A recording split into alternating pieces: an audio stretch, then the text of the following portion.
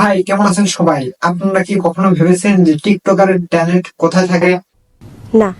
আবার এইটা কখনো ভেবেছেন যে একজন নারী টিকটকারের ট্যালেন্ট কোথায় থাকে?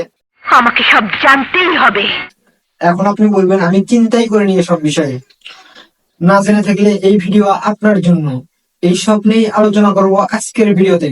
নাজমুল নাজমুল চলে আসলাম মেলা থেকে। কি করব তুমি? একজন প্রিন্স টিকটকারের ট্যালেন্ট থাকে তার পুটকিতে। একজন নারী টিকটকারের ট্যালেন্ট থাকে তার দেহেতে। কেমন তারা অঙ্গভঙ্গি করতে পারে।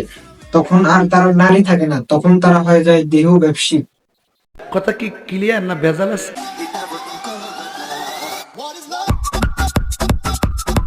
আর এই টিকটকারের ট্যালেন্ট বের হয় পাবনা থেকে আসার পর। কেউ আবার ট্যালেন্ট নিয়ে আসে গাভিন হওয়ার পর। টিকটকের ভাইরাল সেলিব্রিটি ডাবিন গাই এখন স্টেজে কাঁপায়। এটা কোন সেলিব্রিটি জানো?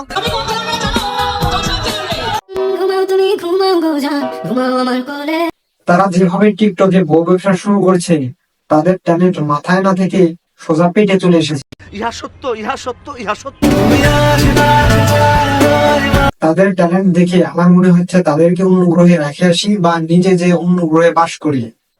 বলো কি, তুমি সত্যি বলছো? সো আজকের ভিডিও পর্যন্তই, দেখা হচ্ছে নতুন কোনো ভিডিওতে। যদি ভিডিওটি ভালো লাগে অবশ্যই চ্যানেলটি সাবস্ক্রাইব করুন।